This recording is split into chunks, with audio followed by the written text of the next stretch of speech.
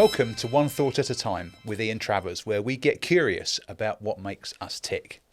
We're here today with a man who the whole country is in need of right now. Welcome, Les Conway. Thank you for having me. No, it's great. It's a pleasure. Nice to have a conversation. And I think the last time we met was in your back garden, wasn't it? On a beautifully hot summer's afternoon. In fact, you're dead lucky. I haven't got my shorts on now, actually. But... yeah, and I think we agreed then that it was we should have a chat on the airwaves. Mm-hmm.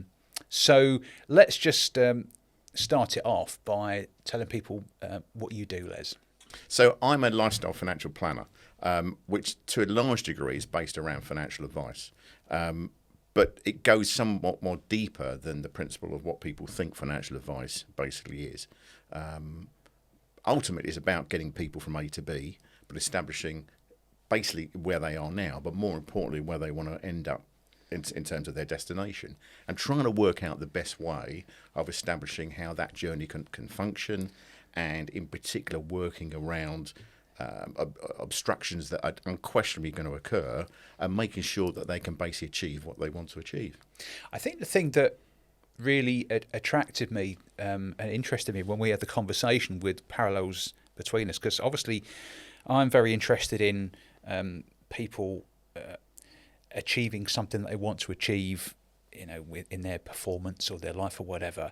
And I really like the way that there seemed to be a connection there between the way you approach the financial planning. This what does the future want to look and feel like? So that's interesting. So how long have you done that for? I think I'm coming up to 32 or maybe 33 years. I mean, I suppose with numbers I should be quite good on that. But it was 1990, January 1990 I started. So everybody can work out what that calculation is, I guess. But there's been a bit of a metamorphosis for one form or another in how I started, how things evolved.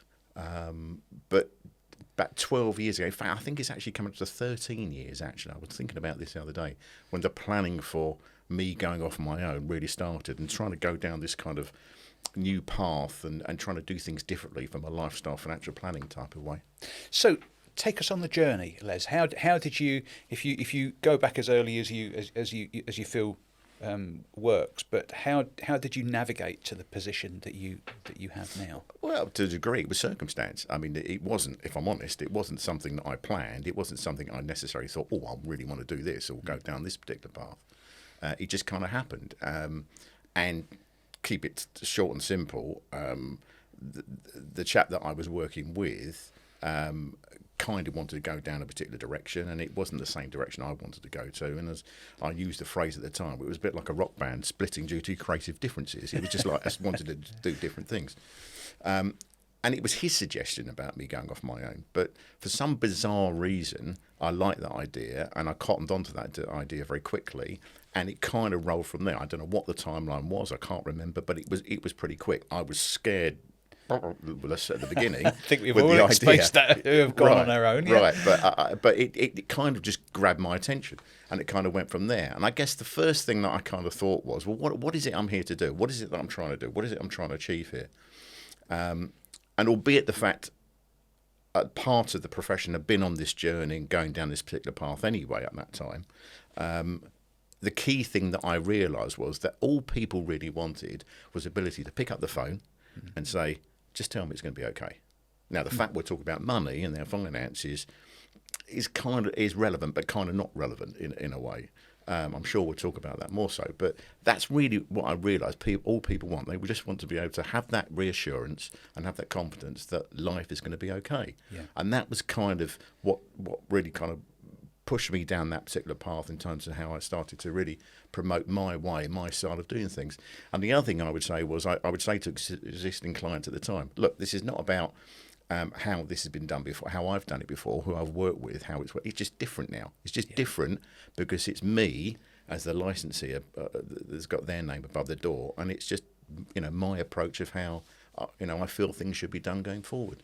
And what is that approach, Les? What just help us understand what is that approach, that different approach? So typically, I guess the best way to phrase it is that I always use the term Although the money's important, it's what you do with it that counts. Yeah. Now, it's very marketing-y in the terms Yeah. of a term.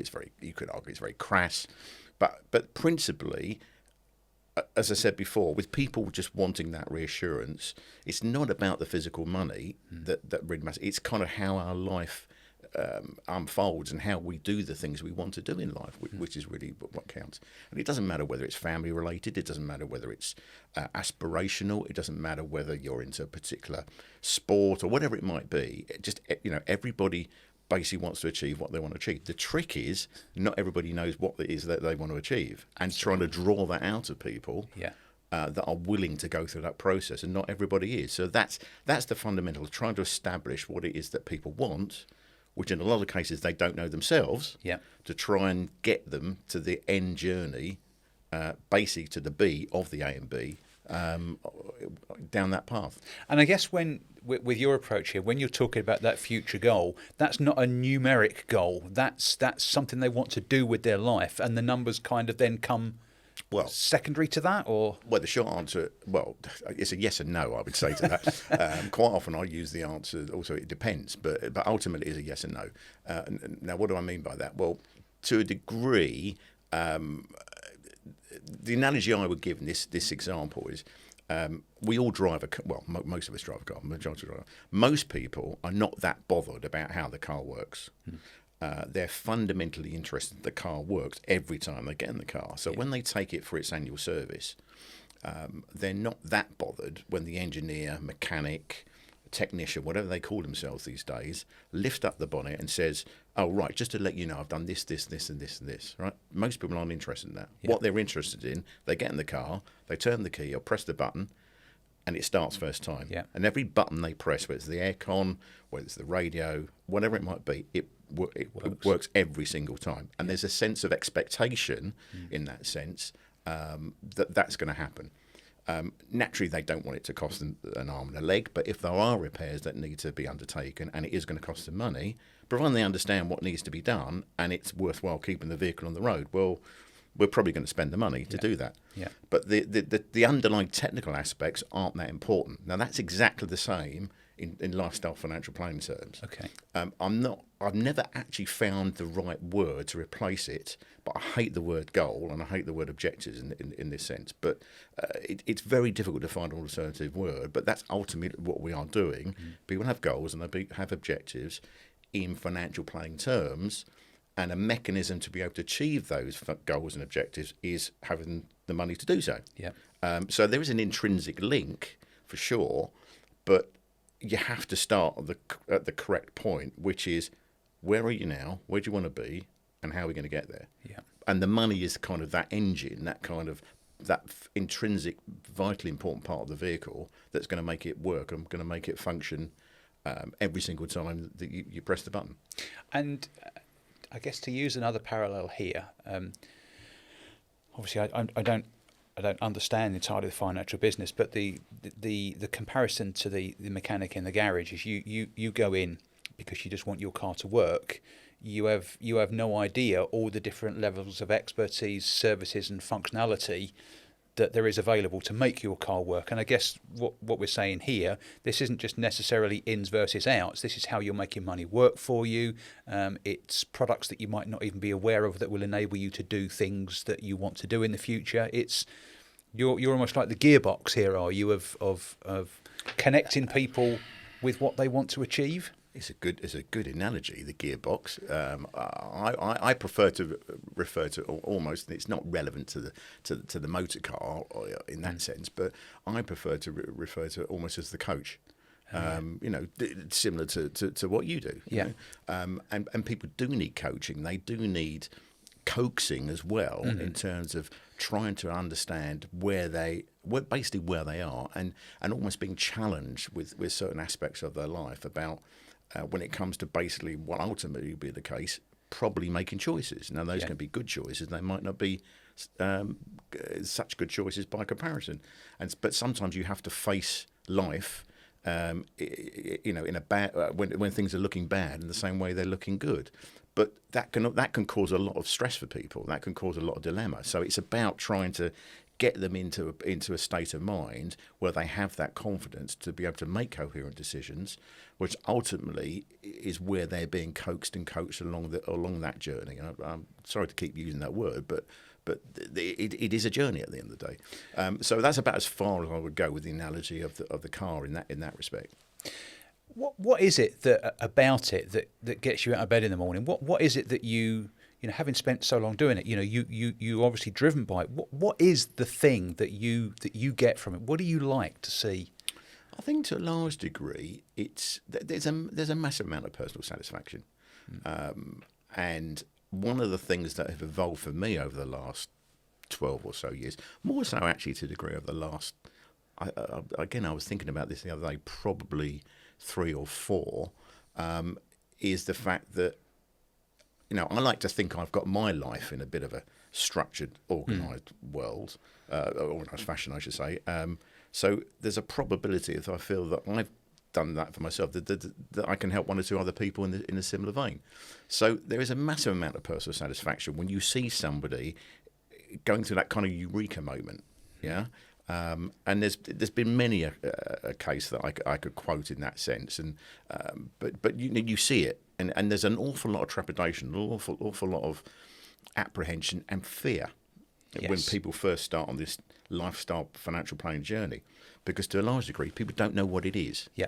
And it's an intangible, and particularly when they're thinking about, right, so it's going to cost me money. What are the fees? Right, those are the fees. But to assimilate the value in relation to what somebody's going to pay based on something you've never had any experience before in your life at all is a hard thing to do. So it's about doing that step by step and building the confidence, not necessarily in me, but in the process, so that they understand that they can open up to themselves, really, and with a couple, to each other, and face the kinds of issues that they probably have been, sticking their head in the sand for so many years, because it's an easy thing for us to do, not least when it comes to our finances. So it's that satisfaction bit where you kind of go through those phases, and you can see that people are now feeling that they have the control to be able to make those decisions that fits their lives. The other thing that strikes me with this as well is there's a huge dependency and importance on the reciprocal trust relationship here. Does that do you feel that? Do you feel the pressure of that? Well, I wouldn't. Well, the answer is yes, but I wouldn't base it on trust, because trust, to a large extent, in the financial services world is a given. There's a responsibility for sure. I would term it more of that than.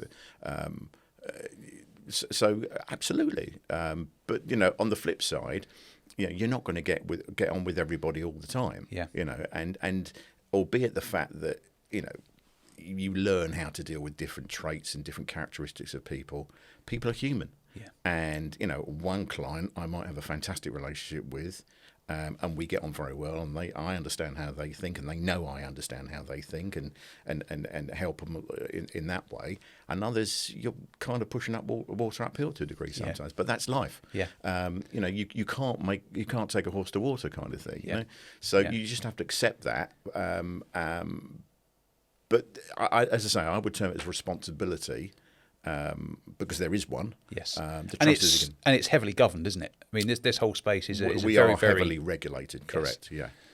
Yeah. Which I suppose, notwithstanding the personal relationship, at least that's one bit which you would think would take some nervousness or manage some of the issues that people might have over trusting someone with their money, because that bit is the given. Well, both are. We can't get away from our responsibilities under the regulations, I should say. They're there for a reason. One could argue, are things over-regulated, and are things regulated in a manner that are really of benefit to the end user, i.e. the client, stroke investor,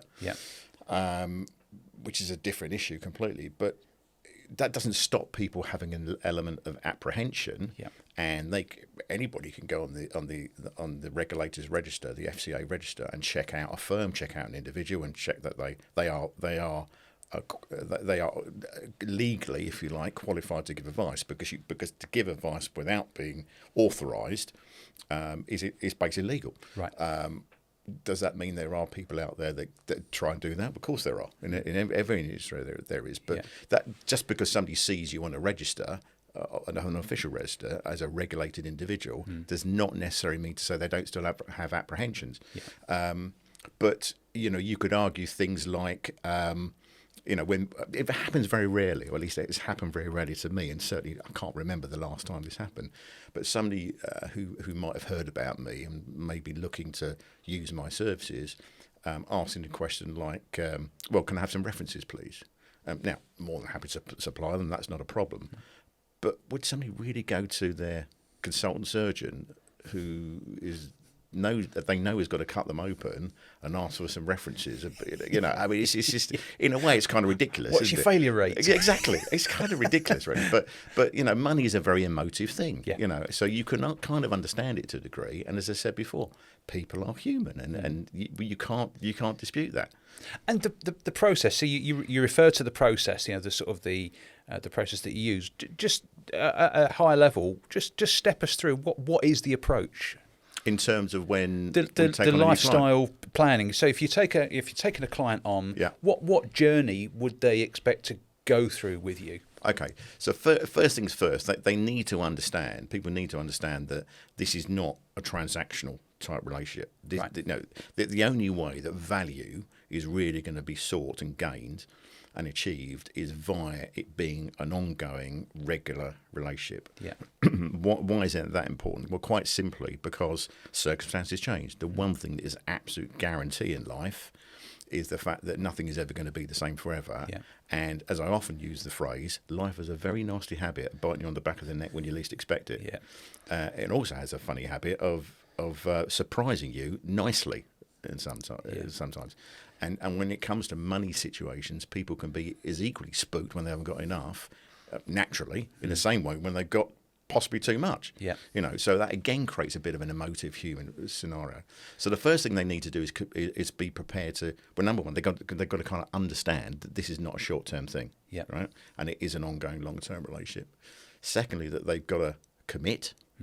And thirdly, that they've got to be prepared to open up. Now, all those things sound simple, but actually they're really, really complex. Again, not least in relation to a human who's never really experienced this before and trying to very, very quickly learn and assimilate, well, is this something I want to do? Yeah. So as I often refer to it, it's like taking a blind leap of faith. Sometimes you just have to take a blind leap of faith in life. Yeah. But by doing it step by step and through a sort of gentle sort of overtime process, builds the confidence in the process. And when we've started to then go through the research and analysis, and the key thing that I next do, once they're committed and once they're prepared to basically go through that engagement process, is conduct what I call a discovery meeting. Okay. Now, a lot of people in our profession call it or refer to it as a fact-find meeting, which it kind of is. But actually, what I'm trying to do with the discovery meeting is what I say to people is I get my pencil and my pen with a nice little sharp end, and I poke them with some specific questions. Metaphorically, I hope. Yeah. Well, sometimes it has been necessary, but to try and ask specific questions to get specific answers. Yeah. And it's not about me being nosy, or it's just the more that I know, the more I understand, the easier it becomes to try and achieve what it is they want to achieve. And I think I said this to you when we were in my garden. When you say to some people, well, what is it you want? And they say, well, I don't know. The one thing they know they don't want is any less than they got now. Yeah. Right. That again is a given. Yeah. So at least you've got a start point. Yeah. At least you know where you're going from, if you like.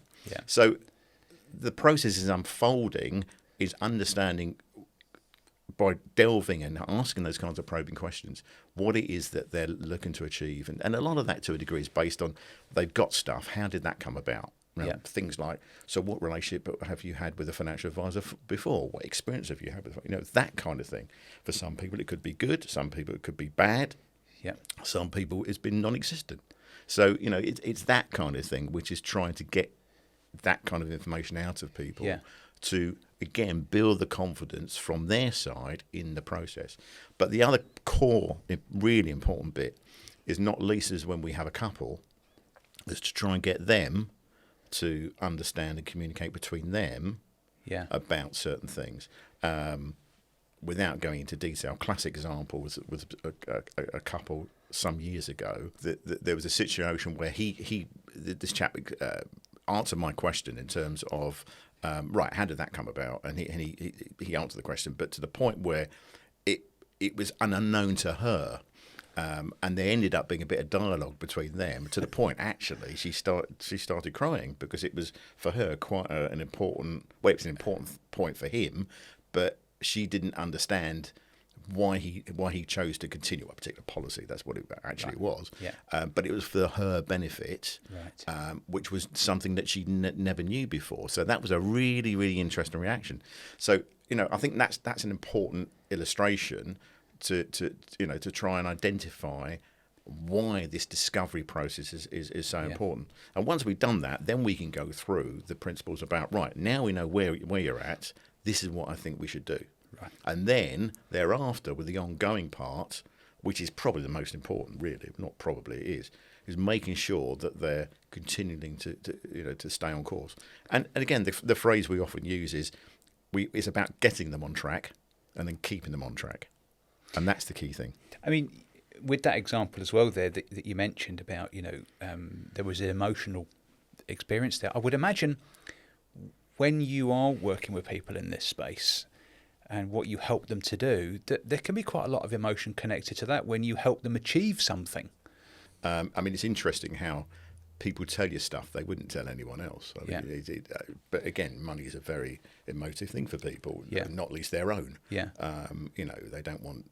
They'd like to pass on money to family, for example, but they're concerned that Johnny might marry Susan and it might go pear-shaped, and quite how they're going to protect against that.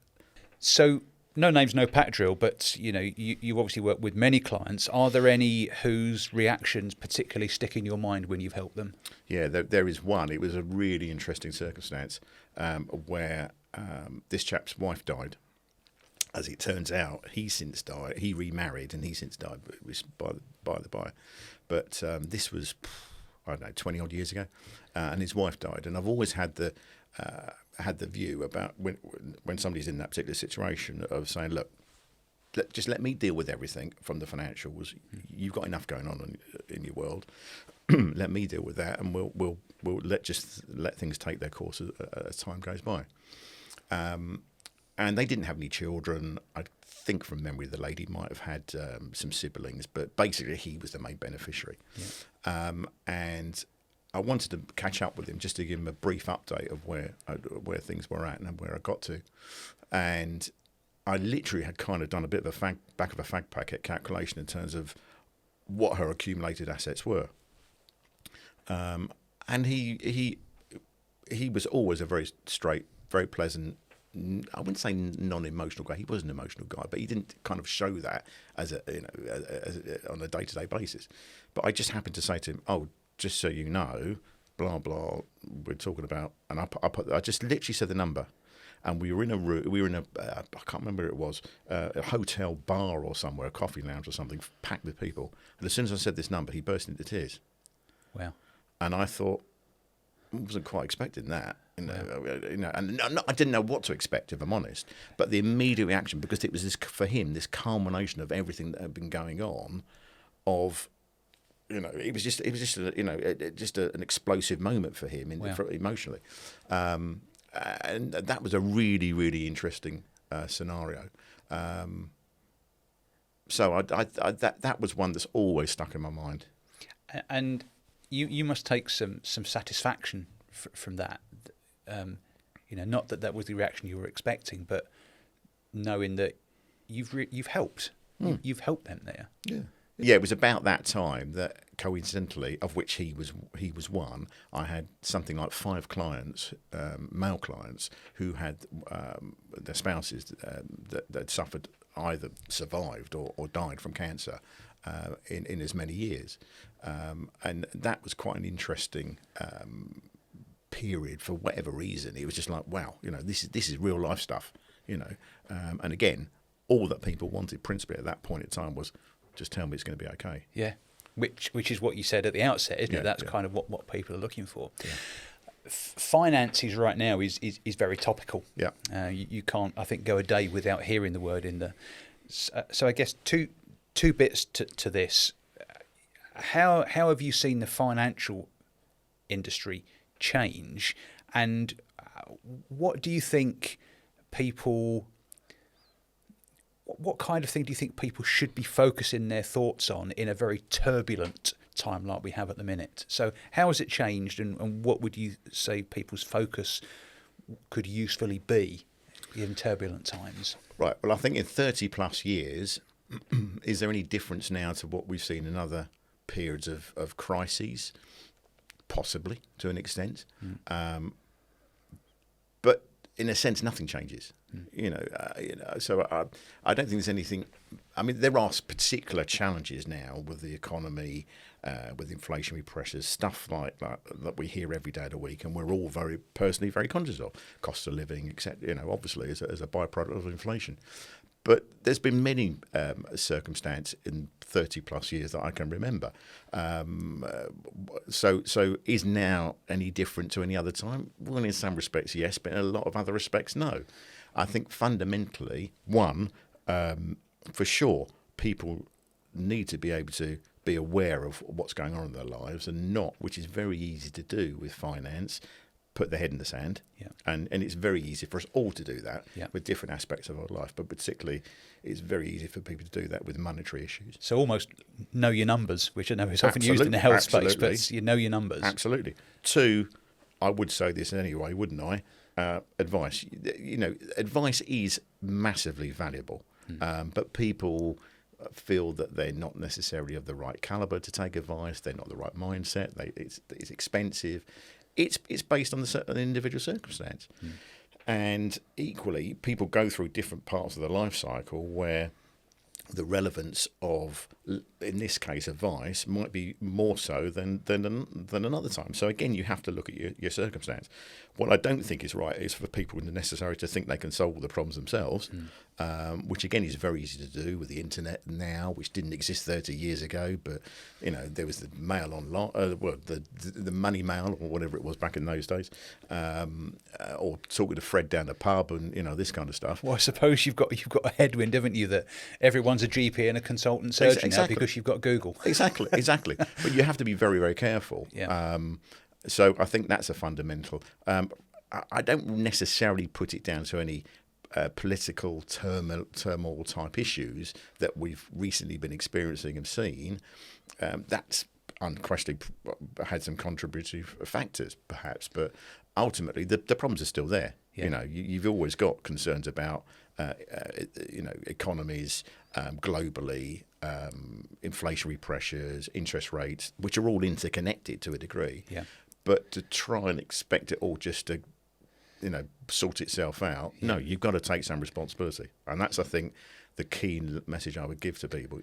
Just accept that you've got to take responsibility for your life. So kind of know your numbers, take some advice, and take some responsibility for Absolutely. I'm going to ask you another question now, different direction, because I know you've aside from the financial bit, you've been doing some really, really interesting stuff. You've been doing a set of challenges, haven't you? Yeah. Tell us a little bit about those, Les, and what's behind that, because that gives I think a bit of an insight into I think who you are as well. Well, I think you should really talk to my wife about that one, because it was her idea. She did the marathon back in 2005, I think it was, and was saying to me, "Oh, you should set yourself some challenges, do some challenges, whatever." And for some bizarre reason, I thought, yeah, it's probably a good idea. I probably should.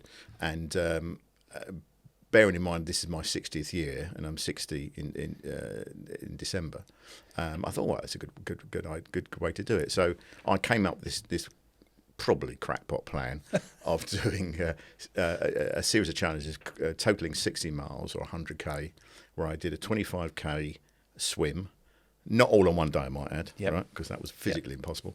A 25k row, a 25k walk on a treadmill, and a 25k row. The row the row I did in batches, the cycle, which was on a spin bike in the gym. I have no idea why I decided to do that non-stop, but I did that non-stop, and that was that was the one that really surprised me. But all the charity, I elected for it, which was Race Against Dementia, which was set up by Sir Jackie Stewart, and not least because his wife, Lady Helen, has got quite advanced dementia. Did a Czech presentation last week, actually, funny enough, which they wanted to do as a bit of a promo. Right. So it was good fun, but I'm one of these people that it's done now. Move on. What's next? And is there will there be a next? What do you think you'll be tempted to do? Take a few months off. That's the next thing. You've always worked in London. Is that really to be successful in that industry, or have you worked with people outside of London? Well, I mean, I've got clients that have moved and spread around the country, more so southeast-wise as opposed to nationwide. Yeah. But interestingly, the one thing I've learned over the last couple of years, and I think to a degree we've all learned this, is the technology has allowed us to be much more flexible in how we conduct our lives. Yeah. And certainly from a business life perspective, it took me, I don't dispute, quite a while to get switched on, pardon the pun, to the virtual way of conducting a business meeting, and not least a client meeting. Yeah. But I love it now. I give clients the opportunity to do virtual. They want to do telephone, which very few people do now. Yeah. But virtual or face to face in the flesh, it's entirely up to them. But to me, the interesting point has been how people have kind of realised that the saving on travelling time has been such an advantage. So it's not. That's traditionally how it's been, very localised for me. But I totally accept that that's not something I necessarily want to continue going forward, and is not necessary going forward. And the second part of your question, is it necessary to succeed in the financial services world in London? No, absolutely not. Yeah. And in fact, for many, many years, a lot of the major fund management houses were based in Edinburgh and such like. So it's certainly not the case at all. Yeah, great stuff. I'm going to ask you one last question. I can't believe how the time's flown, actually, but it's my time travel question. So, knowing what you know now, Les, if we could conquer time travel and you could write the younger Les a note on a piece of paper and leave it for you to find somewhere, what do you think you would write to your younger self, knowing what you know now? That is a really good question. I don't know what I would write, but in terms of what I would have done, I'm not sure I would have done anything much different, really. And I'm not trying to be some smart Alec here, or not. There's any offence to any Alex out there, but I'm not sure that I would have done anything that different in my career. But more so, I don't believe in if onlys. Yeah, I really don't. I just don't see the point if onlys. You can only go from where you are and move forward, and providing whatever you might have done, you learnt from, and can look yourself in the mirror and look yourself in the eye and say, okay, right, and ultimately no one's got really hurt out of something. Yeah. Life's all about learning. Life's about lessons. So I'm not really sure that I would have been able to say or do that. And also the other factor within financial services in particular, there have been some quite radical changes over the 3+ decades of maybe. So certain things you couldn't have foreseen. Yeah. And whether that's based on how legislation have changed over the years through government policy on all sorts of different things, or how our lives have changed, technology being a classic as we just discussed. Yeah. I don't really know how you could have foreseen and done things differently of any significance. I think if anything, I would say to people, just don't procrastinate.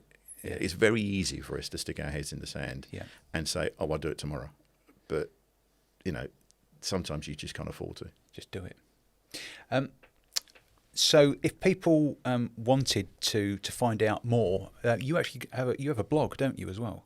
I have a blog, yes. Yeah. So how could people contact you if they wanted to reach out to you, Les? So the simplest way to do that is via my website, and there's an opportunity on. I actually rephrase it to thoughts as opposed to blog. On the thoughts page, there's an opportunity to sign up to the monthly article. Okay. And that's at www.essentiallyfinancial.co.uk. Great stuff. Les, I could chat for ages. Thank you ever so much for taking the time to come across and film with us today. Thank you. So this has been One Thought at a Time with Ian Travers and our guest this week, Les. If you've enjoyed the episode, please do like and subscribe. If you'd like to browse our other episodes, you can do that through your preferred podcast provider, and you can also find it on the Thinking It Better YouTube channel. If you'd like to reach out to us here on the podcast, you can do that on Instagram, on LinkedIn and TikTok. We are at Thinking It Better or at Ian M. Travers. And if you have been, thanks for listening. As we've been talking about things financial, there are some words that we need to say. The opinions raised are of Les Conway of Essentially Financial Limited and are not endorsed by Flying Colours Advice Limited. Essentially Financial Limited is an appointed representative of Flying Colours Advice Limited. Flying Colours Advice Limited is authorised and regulated by the Financial Conduct Authority. As with all investments, your capital is at risk.